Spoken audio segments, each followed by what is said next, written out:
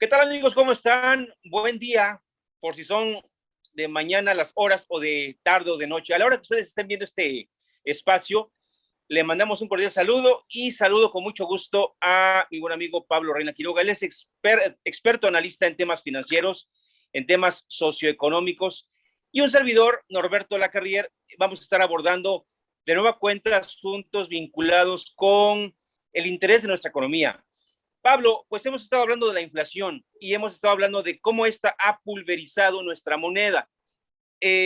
Habrá quien nos diga que para qué irnos tan lejos y remontarnos a aquel 2012, pero me parece importante porque hay un punto de comparación con lo que teníamos en 2012 en cuanto a valor adquisitivo o a poder de compra y lo que tenemos en estos momentos en nuestra moneda. Un billete de 1,000 pesos, que es el que más denominación tiene nuestra moneda, ¿para cuánto sirve ahorita, Pablo? ¿Cómo estás?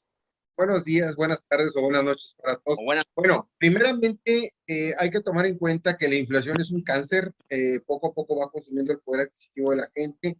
Nos empezamos a dar cuenta que tiene un efecto sobre todo en la estabilidad económica y no permite principalmente lo que es la planeación financiera. Cuando hay inflación, muy difícilmente las empresas deciden invertir, y aquí el problema es que el ahorro a largo plazo pues se ve mermado por este fenómeno, lo que ocasiona también pues, una reducción en cuanto al crecimiento. Muy Sí, importante mencionar que esta inflación se puede ver a varios fenómenos, entre externos como internos. Cuando hablamos de un fenómeno interno, puede ser la temporalidad, que es un fenómeno natural en donde pues, no es temporada de aguacates, pero es temporada de tomate, o no es temporada de jalapeño, pero es temporada de cualquier otro producto, otra verdura.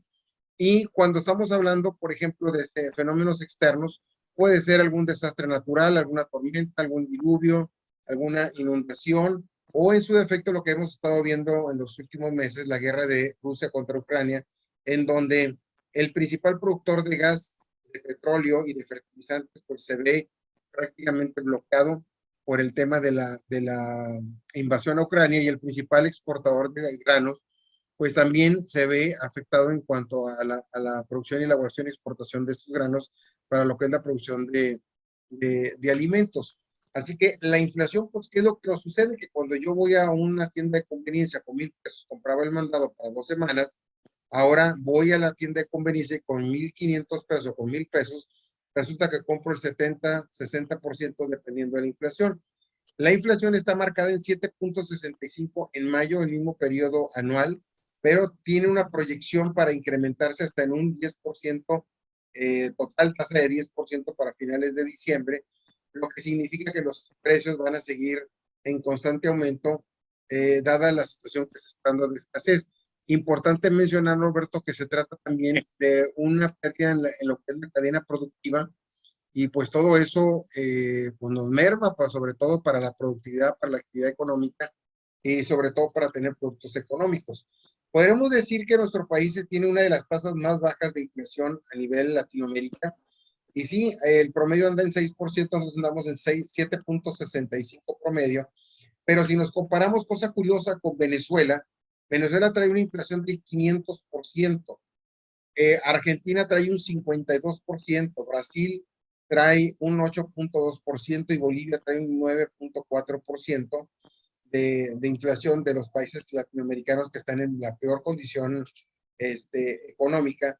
Y bien o mal, pues esto desafortunadamente le pega al bolsillo de la gente, le pega a la economía, y tarde o temprano pues van a pagar un precio muy alto, sobre todo para adquirir sí. bienes y servicios. Oye, Pablo, se ha definido a la inflación como el impuesto de los pobres, porque obviamente daña más a la gente más desprotegida, a los que menos tienen, a los que menos ganan. Estoy leyendo aquí, por ejemplo, cómo la inflación es la principal responsable de que el valor del dinero baje, porque se encarga de subir el precio de los bienes y servicios de manera generalizada y sostenida, lo que trae consigo una reducción del poder de compra de las familias, que es lo que acabas tú de explicar de una manera muy amplia. Ahora, el artículo 28 de la Constitución mexicana establece que Banjico o Banco de México tiene como objetivo prioritario o monetario, o entre sus objetivos justamente el buscar la estabilidad del poder adquisitivo, y en este caso la estabilidad de precios o una inflación baja. Pero los billetes y monedas han perdido poder adquisitivo de manera más rápida a partir del año pasado debido a la inflación récord. Y estamos enterándonos, Pablo, esta tarde, hoy es lunes 11 de julio, la tarde del 11 de julio, por eso tómalo en cuenta, anótelo, que la inflación pudiera llegar a obligar al Banco de México a emitir billetes incluso de más denominación. ¿Hasta dónde nos ayudaría esto, Pablo? Por ejemplo, que saquen un billete de 2,000 pesos. Mira, el emitir billetes de alta denominación es un riesgo. Si tú observas cuando la gente va a un centro comercial o van a alguna tienda de conveniencia, hay letras que te dicen no aceptamos billetes de a 1,000, imagínate para aceptar los de 2,000. Si empiezan a emitir billetes de 2,000, significa que están reconociendo que la inflación próximamente pues, va a tener un precio mucho más alto, sobre todo en la economía doméstica, y le va a pegar a los usuarios. Se supone que la inflación son pasajeras, son temporales, pero mientras sigue el conflicto entre Ucrania y Rusia, este tema va a dar tema para largo y vamos a estar hablando casi cada semana, cada cierto periodo de tiempo, de cómo la inflación poco a poco va consumiendo lo que es la economía, ¿no? A ver, Pablo, tenemos ahí un tema también importante. Así como acabamos de mencionar que la inflación pudiera catalogarse como el impuesto de los pobres, es importante preguntar la inflación que tanto le pega a los ricos, porque habrá quien piense, no, bueno, es que tienen dinero, nada les va a pasar, ellos tienen con qué sostenerse, tienen un soporte, traen un resorte y creo que hasta un amortiguador. Bueno, pues eso es lo que dice el mito, Pablo. ¿Qué hay que responder a esas personas? Mira, la realidad de las cosas, Norberto, es que la inflación le pega a todos los niveles. A mayor inversión, mayor es el riesgo, a menor inversión, el riesgo mucho más bajo, pero los grandes capitales al final de cuentas caen y la inflación es el principal enemigo para ellos. Lo primero que se tiene que cuidar mucho es lo que se le conoce como la estabilidad en cuanto al poder adquisitivo. O sea, Sí. todas las empresas buscan tener el precio más bajo, ser competitivas, ser productivas con la intención de que el producto que ellos están vendiendo tenga poder adquisitivo de compra, sobre todo para la gente. Y ese es uno de los objetivos que se traza el gran empresario, tratar de manejar un volumen muy importante, sobre todo para que pueda la gente comprar. El otro tiene que ver con lo que es la situación de la inestabilidad que hay con la guerra de Rusia y Ucrania. Esto va para largo, no se ve que vayan a intervenir o que se vaya a acabar, pero a su vez se ve que, por ejemplo, Ucrania, que ya está casi por un pie dentro de la Unión Europea, puede generar un conflicto mucho mayor porque pudiese escalar a ser protegido por la Unión Europea y generar un problema de lo que le conoce la OTAN, donde la organización de países que están integrados para cualquier situación bélica, y resulta que puede desatarse una guerra más en forma y más grande, lo que generaría una complicación bastante fuerte, sobre todo para toda la estabilidad económica. El otro punto tiene que ver con la política económica que maneja Estados Unidos. Estados Unidos, cuando inyecta dólares para sus ciudadanos, les da dinero, les da recursos para que puedan activarse, eso genera una debilidad en el tipo de cambio, lo que beneficia para nosotros, porque el dólar empieza a costar mucho más barato. Pero ¿qué sucede cuando Estados Unidos decide no ayudar a sus ciudadanos, quitarles el recurso que les inyectó, resguardarlo? Estaría fortaleciendo principalmente la moneda, lo que generaría que los dólares sean mucho más caros con respecto a cualquier moneda del mundo, y todos los productos que ellos estén importando pues estarían entrando pues mucho más económicos de lo normal por una apreciación total en cuanto al dólar. La otra preocupación tiene que ver con el consumo. Si no le alcanza a la gente, y la gente no está consumiendo y no compra productos de bienes y servicios, entonces entramos en un problema de poder adquisitivo, y ese poder de compra va a generar que los precios, al haber poco volumen, va a incrementar los precios de consumo, y ese precio pues difícilmente va a poder ser adquirido por el comensal. Lo último, venimos de una recesión pandémica en donde las finanzas de la gran mayoría de las empresas pues no quedaron bastante bien, y todo eso pues a final de cuentas deja en una situación muy complicada para el gobierno el tratar de equilibrar una economía que viene desgastada de una pandemia, con un gasto excesivo, sobre todo en salud. Sí, fíjate, Pablo, estamos escuchando y atendiendo con mucha precisión lo que tú nos estás platicando. Y bueno, desde luego, viene a nuestra mente la preocupación que también tiene la gente porque hay desabasto ya de algunos insumos. El caso de los granos, por ejemplo, u otra clase de productos que ayuden a incentivar los motores de la productividad en ciertas partes de Latinoamérica. En el caso de los medicamentos, Pablo, que también nos debe de preocupar, hay ya un desabasto importante de cuando menos el 15% de los productos en farmacias privadas. Creo que es otra cosa con que atizar a la preocupación popular, Pablo. Sí, mira, ahorita casualmente tuve al mediodía a mi agente seguro de gastos médicos y le digo, oye, yo pagaba, por ponerte un ejemplo, anualmente 20,000 pesos por mi seguro de gastos médicos y ahora andan en 30,000. Lo que está sucediendo, el costo de los medicamentos, de la hospitalización y de los seguros, desafortunadamente se dispararon a tal grado que ahora las aseguradoras, con los siniestros que tuvieron en cuanto a COVID, pues tuvieron un gasto excesivo que no tenían ellos contemplados por la situación de COVID. Aunque ya está vacunado la gente, aunque no tenga, o sea, ya se tenga controlado eso, no deja de ser un gasto para la aseguradora. Algo muy importante que me mencionaba, que había lo más barato, por ejemplo, en temporadas de COVID, era desde 500,000 pesos hasta 130 millones de pesos se gastó un paciente con COVID, que lo llevó en cama prácticamente todo un año. Fíjate el impacto económico que tiene para la aseguradora el tener un paciente con esos niveles. A ver, 130 millones de pesos, ¿entre cuánta gente o en cuánto tiempo? En una sola persona durante un año. 130 millones le costó a una persona su seguro de gastos médicos, su póliza. La póliza, exactamente, es lo que me platicaba, que ha sido el récord en México de mayor costo de pago de una póliza por COVID. De un tratamiento. Pablo, De ¿y un eso tratamiento.